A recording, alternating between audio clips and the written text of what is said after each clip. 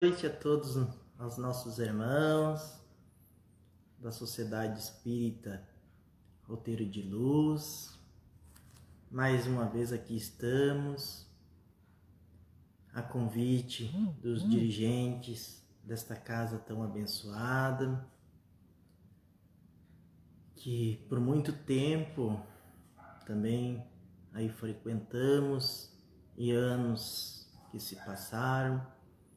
E então é com grande alegria que estamos atendendo novamente a este convite desta casa, que possamos então, para a harmonização da atividade desta noite, todos juntos neste momento, vamos então fechar nossos olhos. Vamos agradecer primeiramente a Deus, nosso Pai, que é todo amor, toda bondade e justiça. Agradecermos então ao nosso Mestre, nosso amigo Jesus, por esta oportunidade de mais uma noite estarmos participando desta atividade doutrinária, embasada totalmente nos ensinamentos de nosso Mestre e amigo Jesus. Que possamos assim, dentro de nossos merecimentos, contar com o auxílio de nossos benfeitores espirituais, para que nesses minutos que teremos, possamos buscarmos a harmonia, a paz, enfim, estarmos realmente envoltos na luz do Mestre Jesus, para o bom andamento desta atividade. Obrigado e que assim seja. Então, meus irmãos, novamente aqui estamos a convite dos dirigentes da Sociedade Espírita Roteiro de Luz. É sempre uma grande responsabilidade estarmos falando sobre os ensinamentos que Jesus nos deixou, este Mestre tão amigo, tão amado. Tentaremos então, dentro daquilo que nos é capaz fazer, elucidar, explanar o tema da noite sob a égide do Mestre e de nosso Pai que é Deus. Então, falando no Mestre, o tema que eu escolhi esta noite é o amor segundo Jesus. Então, para iniciar a explanação, quero expor algo que, tempos atrás, quando para outra sociedade fiz a mesma explanação, fui atrás de estudar o tema e tive uma oportunidade de, através desse estudo, conhecer uma história que me chamou muito a atenção e vem muito a calhar esta noite. Como sabemos, temos naquela região em que Jesus viveu, o Mar da Galileia e o Mar Morto. Os dois recebem as águas do Rio Jordão, né? O Mar da Galileia recebe ao norte as águas e o Mar Morto ao sul. Na verdade, o Mar da Galileia e o Mar Morto, eles não são mares. Eles são assim chamados, mas eles não são. Eles são, na verdade, dois lagos. Mas por que eu estou começando com esta história? O Mar da Galileia, ele é abundante de vida, de espécie e fartura, recebe as águas do rio Jordão e libera para o sul, permitindo que siga o seu caminho pelo deserto, levando vida e esperança. Enquanto o Mar Morto, como o próprio nome diz, é morto, estéril, recebe as águas do Jordão e as fecha para si mesmo. Então vejam bem, irmãos, por que essa história vem bem a calhar? Diz que o amor, segundo Jesus, é a única coisa que quanto mais a gente dá, mais a gente tem. Então, assim como o mar da Galileia, cada vez que espalhamos amor, levamos vida, fartura, alegria, em ambientes muitas vezes tristes, melancólicos. E se formos guardando aquele amor só para nós, nos fechando com medo de ficar sem o amor, seremos como um mar morto, estéril, pessoas frias, angustiadas, tristes. Pois quando João disse que Deus era amor, elucidou tudo aquilo que nós precisávamos para saber que somos filhos de um Pai que nos ama muito, um Pai que todos os dias nos proporciona novas oportunidades de crescimento, de aprendizado. Então, baseado nesta colocação que iniciei a explanação desta noite, quero fazer outra comparação. Existe o poço. Certa vez, Jesus, já cansado com seus discípulos, retornava e chegaram na Samaria. Samaria, que nós sabemos,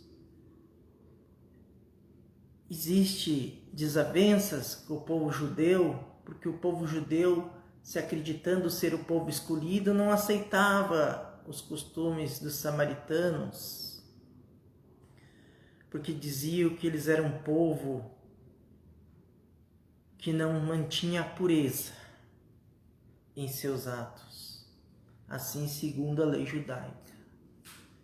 E logo ali estava então o mestre descansando, e naquilo se aproximou uma mulher com um jarro, e Jesus disse: mulher, me dê de beber. E ela impressionou-se: como tu, sendo um judeu, pede para mim, uma mulher samaritana, águas? E ele disse: se tu soubesses quem eu sou, e a água que poderei te dar, nunca mais sentirás sedes. E ela admirou-se como ele poderia dar uma água diferente para ela, se só existia aquele poço e ele não tinha como pegar. Mas na verdade, a água que o mestre fala nesta metáfora é a vida transcendente. É a vida do amor, a vida do espírito imortal que todos nós somos. Então, se compararmos o amor como uma fonte, na fonte geralmente origina-se toda a vida. Aquela água, então, que chegava até o mar da Galileia, ele existia uma fonte. O amor é doação. O amor não faz perguntas. E como diz um trecho extraído da carta de Paulo de Tarso, aos 1 Coríntios, capítulo 13, ele disse assim: o amor é paciente, é bondoso, não é invejoso, não é arrogante, não se ensoberbece, não é ambicioso, não busca os seus próprios interesses, não se irrita, não guarda ressentimento pelo mal sofrido, não se alegra com a injustiça, mas regozija-se com a verdade, tudo desculpa, tudo crê, tudo espera, tudo suporta. Irmãos, vivemos momentos de transição planetária. De quem leu as 3 obras, Transição Planetária, Amanhecer de uma Nova Era e Perturbação Espiritual, essa trilogia ditada pelo espírito Filomeno de Miranda, psicografada por Divaldo Pereira Franco, veremos quantas transformações estão já ocorrendo e não olhamos, não vemos a olhos nus, como falam, mas essa própria pandemia nos convida a estarmos modificando nossa maneira de ser. Nos convida a olhar para as aflições de nossos irmãos. E como diz assim, nesse trecho da carta que Paulo escreveu aos Coríntios, o amor opera muitas ações. O amor é o alicerce para nos transformarmos em criaturas melhores. E este amor é o amor que o Cristo nos trouxe e nos ensinou. Diante de todos aqueles irmãos que na época conviviam com Cristo, muitos ainda com hábitos, muitas vezes, que lhes traziam aflições, angústia. O Cristo não apontou os seus erros, o Cristo com o seu amor. Ele escutava a todos e sabia aproveitar de cada um o melhor que cada um tinha para oferecer. E também, então, Leon Denis, no livro O Problema do Ser e do Destino, no capítulo 25, ele fala uma frase assim sobre o amor. É pelo amor, sol das almas, que Deus mais eficazmente atua no mundo. O amor é o mais forte do que o ódio, mais poderoso que a morte. Se o Cristo foi o maior dos missionários e dos profetas, se tanto império teve sobre os homens, foi porque trazia em si um reflexo mais poderoso do amor divino. Então, no capítulo 11 do Evangelho segundo o Espiritismo, amar ao próximo como a si mesmo, instruções dos Espíritos, no texto A Lei de Amor, no primeiro parágrafo já temos tudo o que precisamos saber sobre esta vivência de amor que Cristo vivenciou entre nós, que nos diz assim: o amor resume a doutrina de Jesus inteira, visto que esse é o sentimento por excelência e os sentimentos são os instintos elevados à altura do progresso feito. Em sua origem, o homem só tem instintos. Quanto mais avançado e corrompido, só tem sensações. Quando instruído e depurado, tem sentimentos. O ponto delicado do sentimento é o amor, não o amor no sentido vulgar do termo, mas esse sol interior que condensa e reúne em seu ardente foco todas as aspirações e todas as revelações sobre-humanas. A lei do amor substitui a personalidade pela fusão dos seres, extingue as misérias sociais. Ditoso aquele que, ultrapassando a sua humanidade, ama com amplo amor os seus irmãos em sofrimento. Ditoso aquele que ama, pois não conhece a miséria da alma nem a do corpo. Tem ligeiros os pés e vive como que transportado fora de si mesmo. Quando Jesus pronunciou a divina palavra amor, os povos sobressaltaram-se e os mártires, ébrios de esperança, desceram ao circo. Então, irmãos, vejam bem, essa palavra é tão forte que, quando proferida de maneira sincera, ela muda um ambiente, cria vibrações de paz, de luz e harmonia. Mas quanto de nós realmente vivenciamos esse amor sem interesse? Esse amor que se desprende de tudo para ajudar alguém.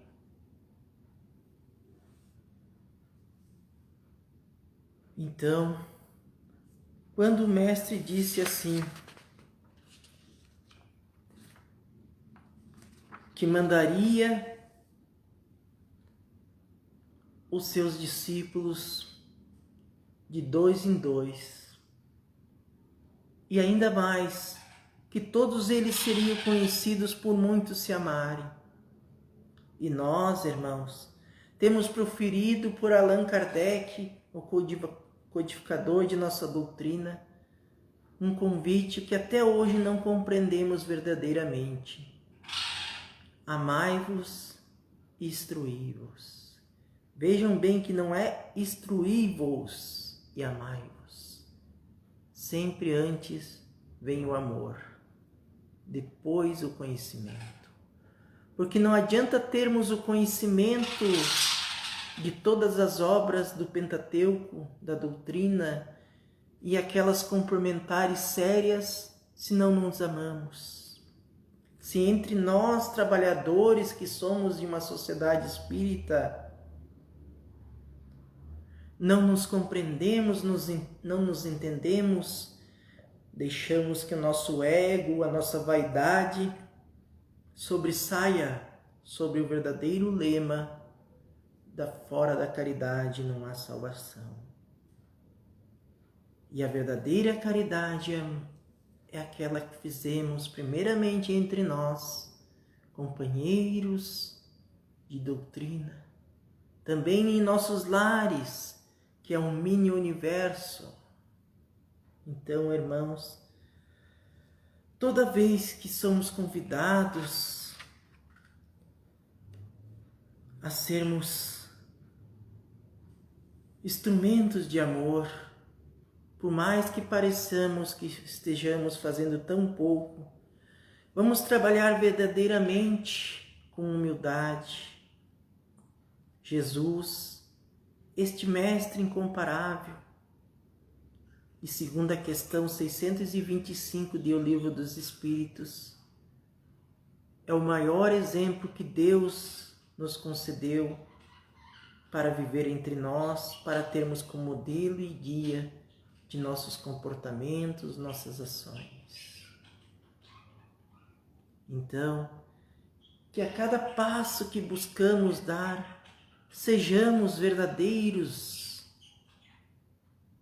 sejamos realmente criaturas que querem ser melhores. Não sejamos hipócritas, trabalhamos de maneira a estarmos constantemente nos vigiando em nossos pensamentos, nossas ações. Também, outro irmão nosso que trouxe grandes conhecimentos para a área da ciência, se manifestou em relação ao amor. Albert Einstein, em uma carta para sua filha, escreveu assim: há uma força extremamente poderosa para a qual a ciência até agora não encontrou uma explicação formal. É uma força que inclui e governa todas as outras, existindo por trás de qualquer fenômeno que opere no universo e que ainda não foi identificada por nós. Essa força universal é o amor. Esta força tudo explica e dá sentido à vida. Esta é a variável que temos ignorado por muito tempo. Talvez porque o amor provoca medo, sendo o único poder no universo que o homem ainda não aprendeu a dirigir a seu favor. Vejam bem, Albert Einstein, sendo um homem das ciências, se expondo assim, demonstra que por trás deste ser havia muito mais que alguém que só usava do intelectual. Ele exercia o verdadeiro sentimento, conhecimento e amor. Ele expôs então o amai-vos e instruí-vos, irmão, porque ele era um homem da ciência instruído, e a partir que ele alicerçou-se então no amor, ele abriu seus olhos para a realidade espiritual. Então, irmãos, já passa do tempo de despertarmos, de buscarmos, refletirmos sobre o que estamos fazendo. Somos os trabalhadores da última hora, irmãos. Mas muitas vezes nos iludimos com os prazeres terrenos, os apegos às coisas materiais e esquecemos qual a verdadeira razão de aqui estarmos e nos perdemos, angariando ainda mais comprometimentos. E daí chega o sofrimento e nós contestamos o amor de Deus, nos acreditando vitimizados. Mas muitas vezes, irmãos, esse sofrimento é a própria bondade de Deus se manifestando, pois Ele necessita que despertamos então e retornamos para os trilhos. Irmãos, quando Jesus nos disse: eu sou o caminho para a verdade e a vida, Ele estava nos convidando a sermos então instrumentos de renovação, para que nós primeiramente nos modificando anteriormente, fazendo a nossa reforma íntima, pudéssemos então estarmos mais conscientes e trabalharmos junto à sua seara, em benefício de todos aqueles irmãos que ainda se encontram na retaguarda, envolvidos pelo próprio orgulho, pelo próprio egoísmo, que segundo então também a questão 785 de O Livro dos Espíritos, são os maiores empecilhos para nosso progresso. Então, à medida que vamos aprendendo, irmãos, a vivenciarmos o sentido verdadeiro do amor, não esse amor que é nos apresentado na mídia, que é tão somente baseado muitas vezes em atrações físicas, este amor que muitos dizem cometerem crimes, muitas vezes crimes hediondos em nome do amor, mas aquele amor que realmente o Cristo nos deixou. Certa vez, Madre Teresa de Calcutá foi perguntada como era possível se mudar o mundo, e ela respondeu: para que fosse para casa e começasse por amar os seus familiares. Não é por acaso que todos os 10 mandamentos foram resumidos pelo Mestre em primeiramente para que amássemos a Deus, nosso Pai, sobre todas as coisas e ao nosso próximo como a nós mesmos. Veja bem, o amor traz a resposta para tudo. Quando realmente compreendermos, irmãos, a nosso verdadeiro papel neste plano, ainda tanto cheio de aflições, de desafios, de percalços. Quando realmente aprendermos a nos amarmos uns aos outros, veremos que aquilo que parecia difícil de transpor não é um obstáculo tão grande assim. Certa vez, um homem, após ter perdido seu emprego, escreveu uma carta carregada de mágoas para seu ex-patrão. E quando seu ex-patrão, tendo-a em mãos, leu, recebeu toda aquela carga de energias deletérias e foi para casa sobrecarregado de ódio, de mágoa e ressentimento em relação a seu ex-funcionário. Chegou em casa e reclamou com a sua devotada esposa que o almoço aquele dia não estava tão bom. A sua esposa, magoada, descontou então na empregada. E a empregada pensou em jogar todas as louças no chão, mas sabia que aquilo daria grande prejuízo, que seria descontado no seu salário. Então ela avistou o cachorro da família e deu-lhe um chute. E este cachorro saiu choramingando para a rua e mordeu a primeira pessoa que estava passando, que era uma mulher. Esta mulher, também carregada pelo rancor, foi até o farmacêutico e pediu algo para aquela mordida. E achando que o farmacêutico não tinha lhe atendido muito bem, transferiu palavras duras para aquele farmacêutico, que ao fim do expediente foi para casa e lá estava sua mãezinha esperando ele. E quando ela foi lhe receber, ele descarregou toda a sua mágoa naquela mãe, dizendo que ela era um estorvo, que ele não suportava mais ela. E ela lhe abraçou, ficou alguns minutos ali e ele se acalmou.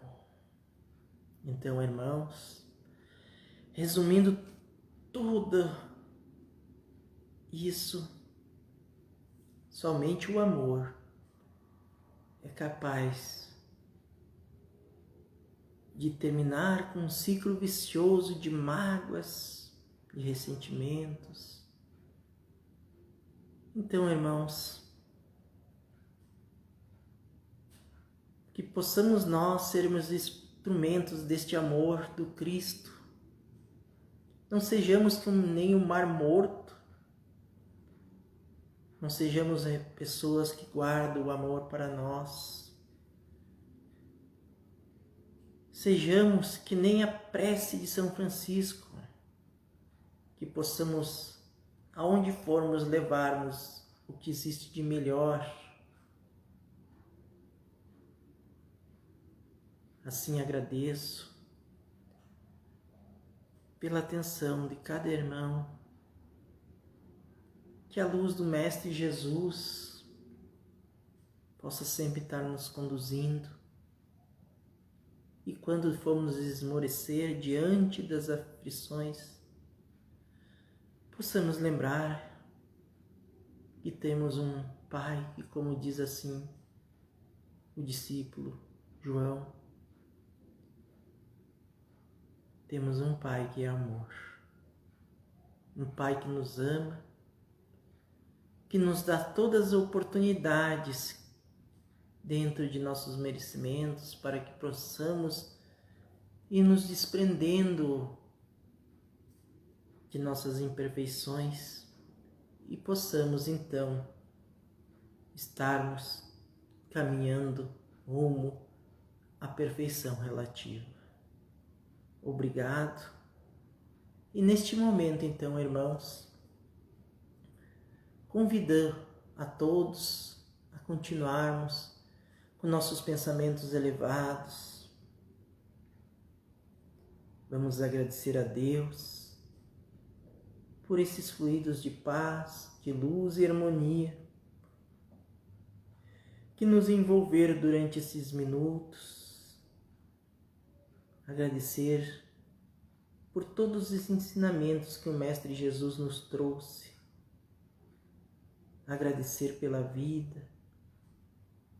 Agradecer por estarmos encarnados neste plano de prova e expiações, que por maiores que são as nossas dificuldades, temos também o conhecimento que milhares e milhares de irmãos nossos estão esperando uma oportunidade de aqui retornarem e superarem também as suas dificuldades, resgatando os seus débitos.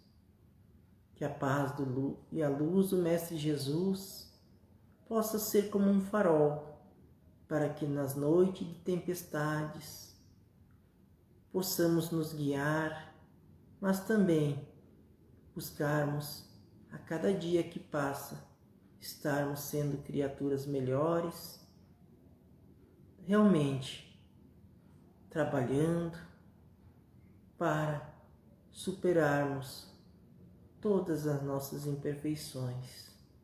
Obrigado e que assim seja.